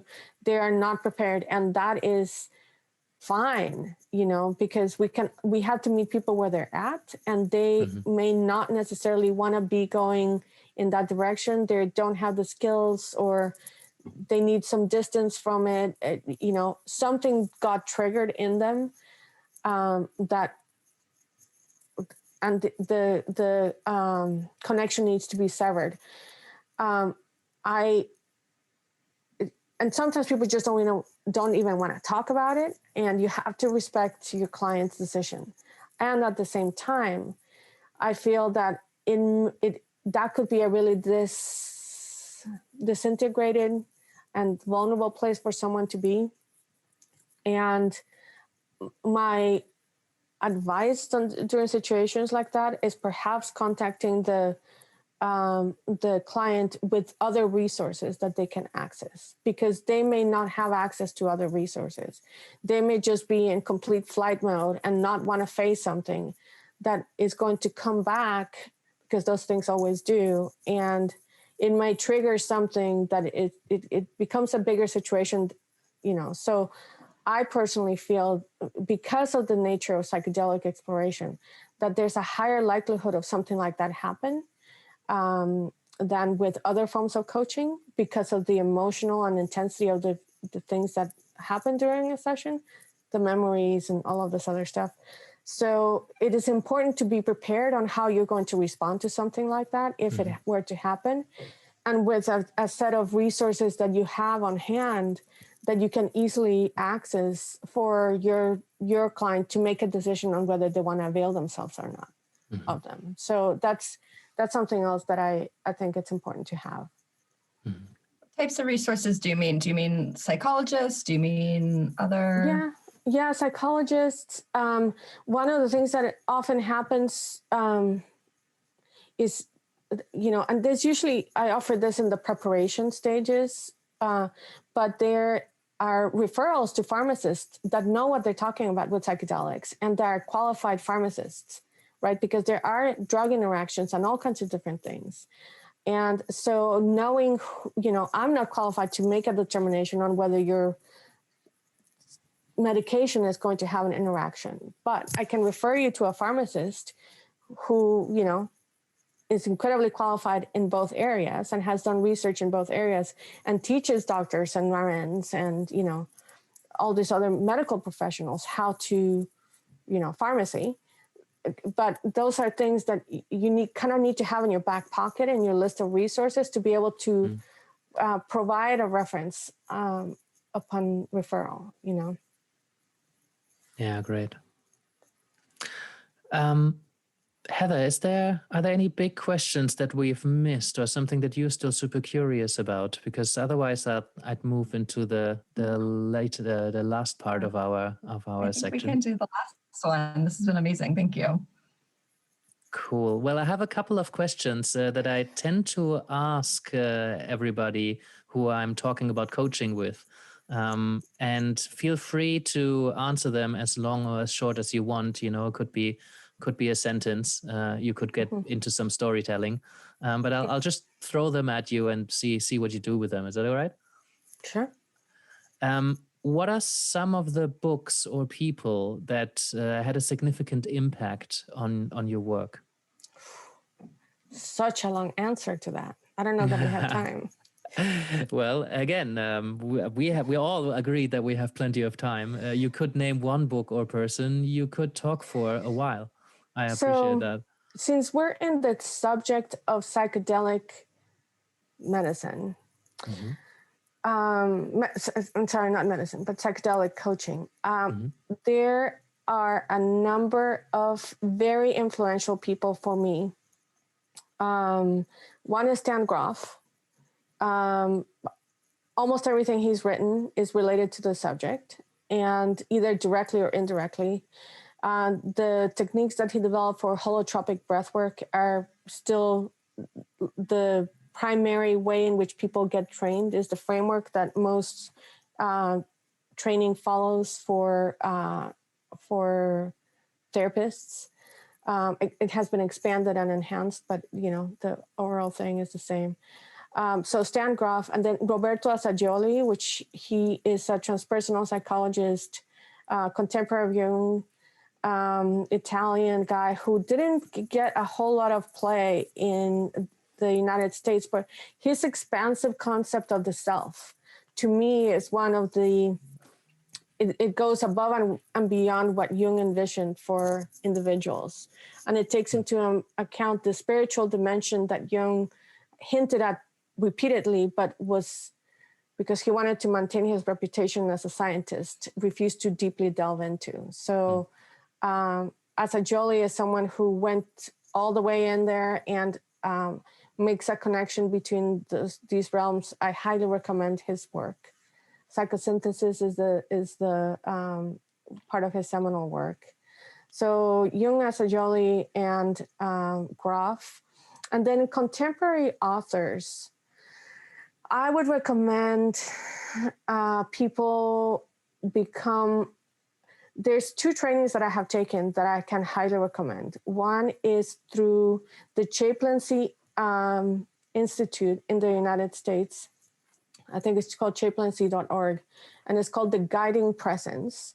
And that goes deeply into all aspects of the psychedelic or transpersonal experience. They don't specifically talk about psychedelics. And there's a section specifically on coaching and why coaching is such a great framework for psychedelics. And the people who are talking are the leaders of CTI. So they come from the coactive coaching model, and they do a phenomenal connection between coaching and psychedelics that it's definitely really important. And the other online training that I think it's also very useful is Consciousness Medicine by Françoise Bouzard. And those two things will give people enough of a foundation on the psychedelic experience and how to talk about it, different approaches to it, and from many different viewpoints that I think would be very helpful for coaches looking for training in this area. Mm-hmm. And then in the somatics, sorry, I keep on saying, see, I told you it was going to be a long answer. Somatics, if you only read one thing, read Gabor Mate and read When the Body Says No, because he makes a connection between somatics and disease and emotions that is really relevant to psychedelic work. Then there's Peter Levine, Bessel van der Kolk, When the Body Keeps the Score. Mm-hmm. Peter Levine, any of his books, Peter Porges, The Polyvagal Theory, mm-hmm. and Deb Dana and Peter Porges do a training on polyvagal theory applied to psychotherapy that is also really interesting in terms of how those two aspects connect in the body.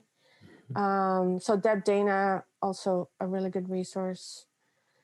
And what else? I think, if you cover those things, you'd be in really good shape for helping and supporting people in their work. Hey, you can also always send us a reading list, and we'll put it in the show notes. I have one. I'll send that to you. Yeah. Awesome. What do you think about regulation, especially in the coaching context? Do we need it? Is it in the way of people helping? What do you think about it? I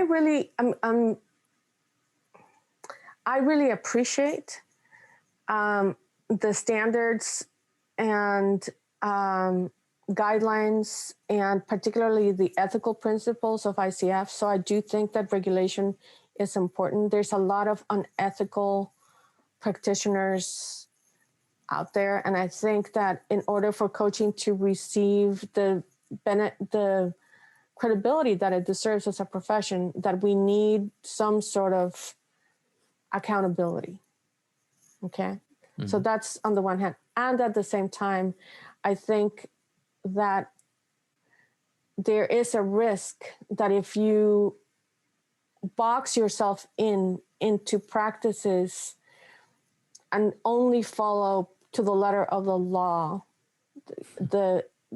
then you, and I'm not talking about real laws, I'm talking about guidelines. If you mm-hmm. only follow the guidelines very strictly, then you're doing your clients a disservice by not offering the wealth and depth of your knowledge. So ICF is very clear that you should only be training or practicing skills that you're trained and qualified to do so. And if you take that route, then all of these things with their wonder and enhancement of the coaching experience can come into play, and you can ethically use them. Mm-hmm. But I also, and it's really important that you are actually trained in doing them, and you actually are qualified in providing that service, not just say that you are. Does that mm-hmm. make sense? Mm-hmm. Okay. Not the 2-hour workshop, more like the 6-month training. Yeah. I guess one of the things that came up that quite a few coaches voiced was concern about an authority within the coaching field that would allow certain things and certain others not.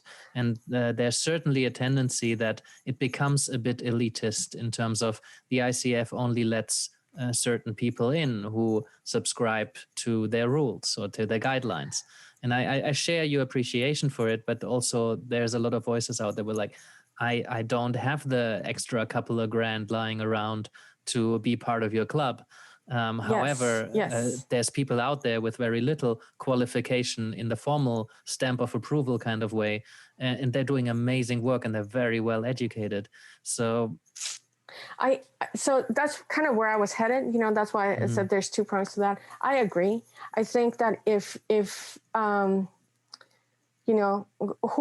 am I serving? Am I serving an international organization, a regulatory body, or am I serving my client? Mm-hmm. And if I'm serving my client, I'm going to bring everything that I can in support of my client. Mm-hmm. Coaching being one of it, but I do not bind myself by the constraints of any profession. I appreciate their intent and what they're trying to do. And I adhere to their ethical standards and all this other stuff, because I think it's very useful to have a guiding light. But if the guiding light becomes a prison, then you're not providing the service that you need to be providing, And I also think I'm with you, it's like, what is the actual benefit of an ICF certification? Mm-hmm. Is it that you get to put a name, 3 letters at the end of your resume, or is it that you are holding certain principles dear to your heart and then applying them going forward, And I subscribe to the second. I think there is a factor that often people, I think, underestimate, which I hope will develop over the years, which is in favor, like valuable to the client, that the client will have more safety or like more trust in a practitioner, because they know if they have those 3 letters behind their name, or 5 letters, or however letters it might be, they know that they have done a certain amount of training and somebody looked into that they actually fulfill a certain threshold of skills, and that they're bound to by some ethical framework, and that they can actually be reported. I think that's an important thing, even though in practice it doesn't really happen that much.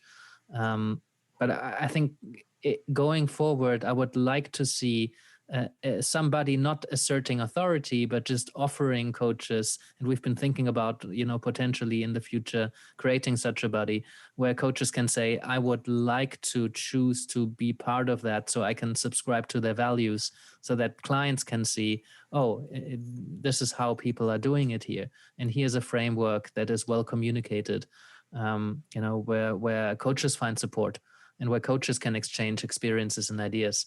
Because part of us getting together as coaches and talking about psychedelics is that most coaches who work in the psychedelic space, they don't really talk to each other as much as we could. I know plenty of them do, but plenty of them don't, because they feel it's looked down on, it's inappropriate. And that's why I think it's so important that we're talking and exchanging these ideas. No, I agree. I think that it's it reminds me a little bit of the life cycle of where we're at with ICF. It's relatively a new thing. Coaching being recognized as a profession is a 20-year-old thing, and it takes a long time for these things to kind of catch. So I think that in a way, it's continued to become more and more restrictive right now, because it needs to establish legitimacy. You can say the same thing is happening right now with psychedelics, where everything is all about the medical treatments, right? It's this very narrow definition and constraining thing. And perhaps eventually, once things become more accepted, then there will be a relaxation that allows for specialization or a broadening. But usually it's like this, right? Focus and flare, focus and flare. So I think right now there's a focusing and a tightening in, then perhaps at some point there will be a relaxation and a expansion. Yeah, great. I always try to not respond to what my guests tell me in this section, but it's so tempting. And I think it's useful to continue some of that. And given that we all have time, that's good. I usually ask about the difference between coaching and therapy. Like if somebody were to come and ask about the difference, what would you say? But I think you've talked about that earlier today already. Is there anything you want to add to that? I also think some of the distinctions are arbitrary and not necessarily well defined. A discussion I've had recently around this was, therapy is supposed to be about things that happen in your past and coaching about things that are happening now and in your future. But if things that are happening in now or in your future are informed by things that happened in your past, you can't really not touch on them, you know? So if it's something that continues to happen and you haven't addressed the reason why something continues to happen, then you're never going to be able to break out of that pattern. So having the awareness that you can touch things that are affecting someone right now, and that may kind of go a little bit into the realm of therapy, it's an opportunity for one or two things: more training on your end so you can hold that and do that skillfully, or referral. You know, that's a perfect opportunity for someone that doesn't have the skill set to partner with a therapist and say, hey, let's work together for the benefit of this client. And you work on this part, and that will inform how I work on this part. And you know, so I think that there's some overlap, and it's also not a competition. So. Yeah, thank you.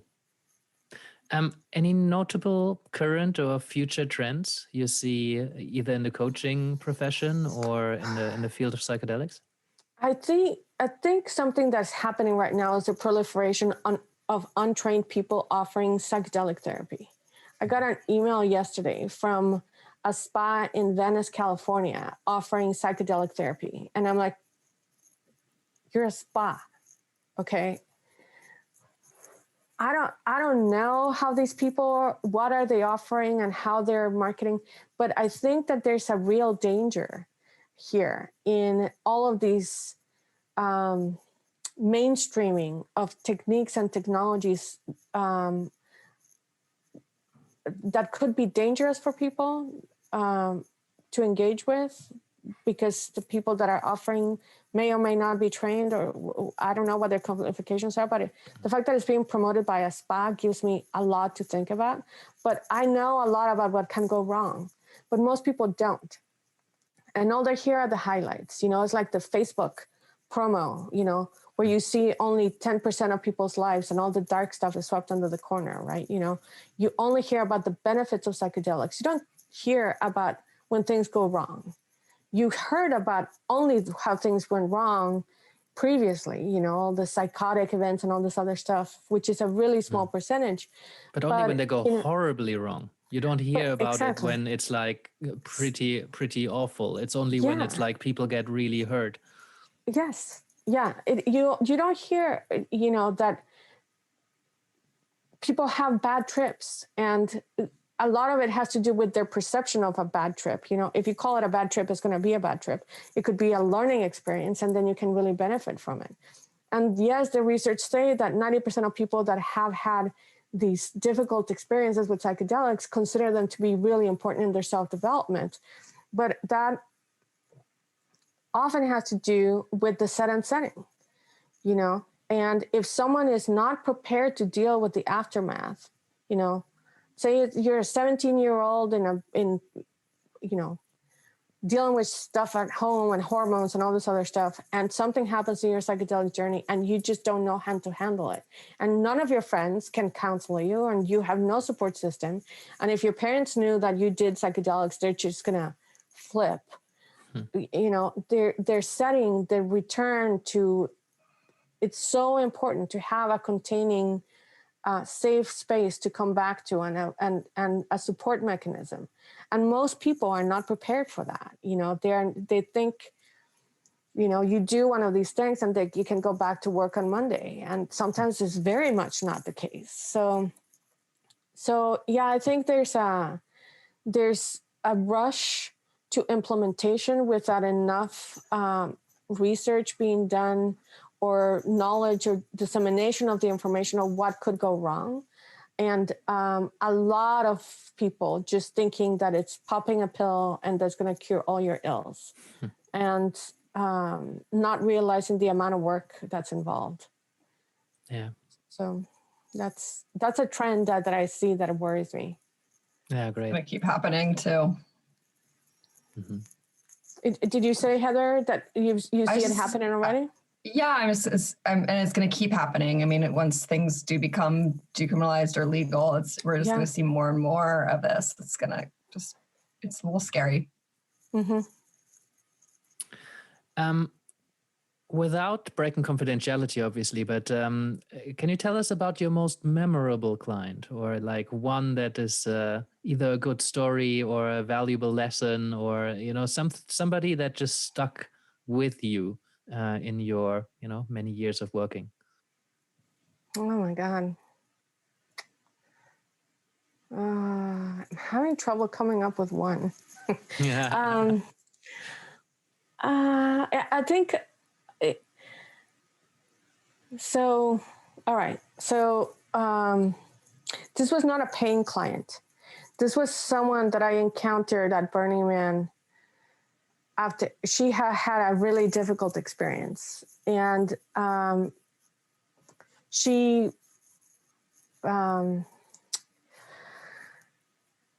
ended up in the med tent, and I was there. I didn't know her, but I was there as her companion, to make sure that she was going to be okay.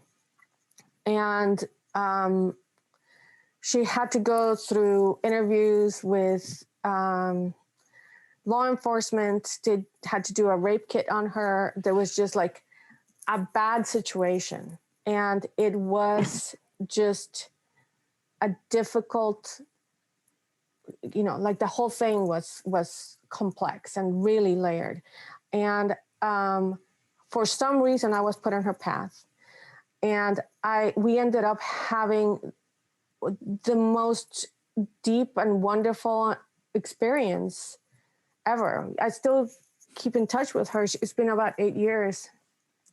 And she had, the interesting thing is what happened with her life, right? Before that, she was this kind of aimless kid, and she was working as a waitress and acting and doing all this stuff with very superficial type of, she was leading a very superficial lifestyle. She had quit college and done all this stuff. The last time I talked to her, she's deeply involved with Extinction Rebellion. She's doing all of this activist work, and she has become an environmental activist and advocate. Went back to school, finished a degree, did a master's. So like this experience for her was pivotal, And I think that one of the things that I was able to hold space for her as she came down from these things, and really we had an opportunity for her to examine her actions and her trajectory in a way that was transformative, but it was an accidental encounter, it was, I don't believe in accidents really. So I think it was an synchronistic encounter. She was put in my path and I was put in her path, and we both learned something from this experience. And it was, for me, it was transformative in the sense that it was one of the things that led me towards thinking that coaching and psychedelics could go well together, and that would be something that I could add to in the future. And for her, it was like, it was a wake-up call. And, luckily for her, I was there, not to, there was a landing pad for her to re-examine her life as she was coming out from this experience in a really pliable and plastic state, very fragile and vulnerable. And I was able to help her reframe this experience in a way that is positive and not traumatic.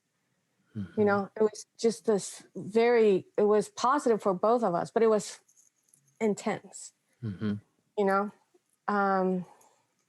so that's perhaps my most memorable client. I don't consider her a client, but it was one of the first times where I had something like that happen. Thank you for sharing that. Also, talking about pivotal experiences, you mentioned in passing when we started that there was a pivotal experience for you personally that kind of led you into the work, and you said, there'll be time later to talk about it. So while I'm thinking about it, Sure. I wanted to ask, and reason being as well, that it seems to me that a lot of coaches who work in this space have had a pivotal experience, often as part of a psychedelic. And for me, that was very different, because I've done coaching for a long time, and I've I've started reading the research years after my psychedelic experiences or after I get into it. But for me, it just made sense that the two made sense together. You know, I started reading the research around treating disorder and disease, and I there was a pivotal paper perhaps around positive psychology themes that scientists reported participants of their studies, experiencing, and I'm like, that's coaching. That makes so that like so. For me, it was a cognitive process in a way, integrating and realizing that there's potential meeting points and looking into it further. But for so many, for almost all of the coaches I know, it seems that there's a pivotal experience. So that's why I was curious about yours. So I was working as I was the program manager for the education department of KQED, which is our local public radio station, like NPR or affiliate. And I had been working there for about 3.5 years, and the work was just not longer satisfying. You know, I had gone in with, great expectations of it being a fabulous fit between all of the parts of me, like my intellectual curiosity and the desire to do good and educate people and all this other stuff. And I kept on being drawn farther and farther away from that and more into the like everyday cogs and of operations management, and less vision oriented and more and strategic and more, it just was not longer fitting me. It was not what I wanted to do. It was not what I had signed up for. It was what was needed of the role at this particular time, but I was just not happy with that. And I was also wondering in what direction to go, and I decided that I was going to ask for help and inspiration during a camp out with my friends. And I took acid and asked the question, And this is one of those times where the question was asked and the answer came back clearly. You know what you have to do, and you know what you're supposed to be doing. You're using these jobs as a distraction. And, and the experience I described at Burning Man with that girl was, I felt that was my life's mission. At that point, it was like this, I realized that at that time that was what I was supposed to do, is help people change their perspective on life. And that psychedelics had allowed me to do that because she just was in a state of so much openness, right? So I knew that there was something in there where I needed to flip my direction and start doing work with psychedelics and start doing work with coaching and putting the two of them together. So I decided, okay, so I'm going to quit my job. I'm going to talk to my boss and put together, a transition plan. I had just hired someone. There was someone else that I had just promoted and was in development. And I knew that there was going to be some support that they would need. So I had all this stuff and I was planning on it. So this is in a drive back home, 3-hour drive. And I'm thinking about this other stuff. And then the next morning, I had already scheduled a call with someone who is now my professor, but she leads ayahuasca journeys in Peru. She's a facilitator. And we talked, and she's like, I can't take you to Peru because you're looking for direction. You're not having a spiritual emergency, which is what I'm taking people for. So I'm like, okay, fine. And then in the afternoon of that day, my boss calls me into her office and says, we need to go to the HR office. And I said, okay, let's go to the HR office. And I got laid off. And it was the most ridiculous thing because all of a sudden she tells me I'm being laid off and there's giving me the severance package. And I'm like, my smile is ear to ear. And I can see the confusion in her face and the HR director. Because I'm like so happy, like I'm trying to keep it in, like I'm trying to contain my excitement because, it's supposed to be a solemn situation and all this other stuff.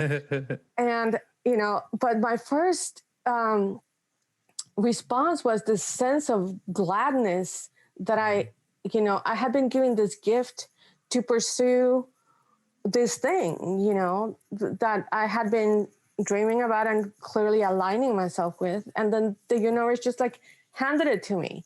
It was just so that was my pivotal experience. That was like the thing that happened that was completely unexpected. Yeah. Great. This kind of synchronicity makes me wonder. It started making me wonder a lot, because I'm somebody who didn't really believe in fate or destiny, or, I'm like, well, these are coincidences. Some of these things that just like, it's really difficult to believe that they're coincidences. So thank you for sharing that. You're welcome. I think I'd usually ask, like, have you ever had to stop working with a client? But you mentioned quite a few already, and a referral network, and I think we can skip that unless there's somebody who you think there's a real valuable lesson for coaches in there. I not one that I have. I can imagine some scenarios, but I not an experience that I've had myself. Okay, cool. Well, there's the last question really before I ask you where people might be able to find your work or anything you wanted to promote. This one is an interesting question. Feel free to take a minute to think about it. It goes like this. If you could take over the screen of any person or group of people, so you would have their undivided attention, either of one person or the whole world, or, only Denmark for whatever reason, and have their undivided attention for a minute, what would you tell them? Whew. Yeah, I'll take a minute.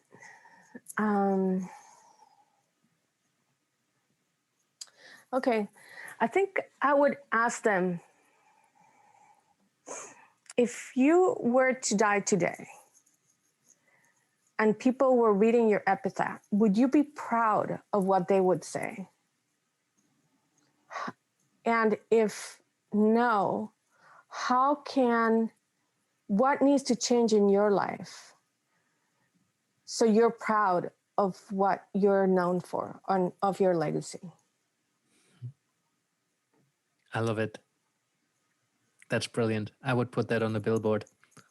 For everyone.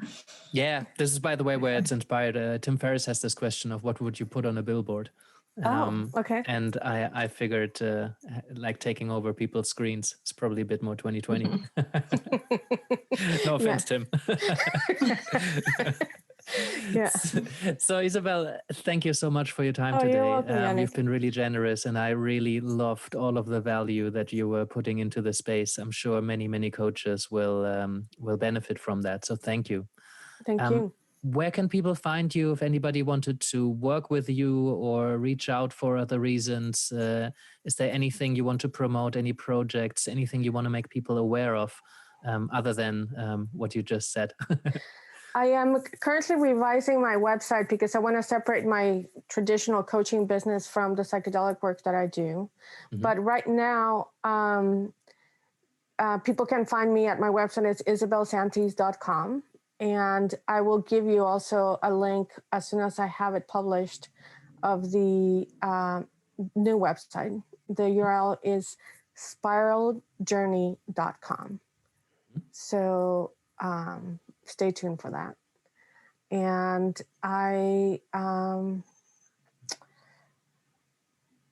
that is, between that and my PhD work, I'm pretty busy full time. So if there's other things that I can think of, I will let you know before the website is live.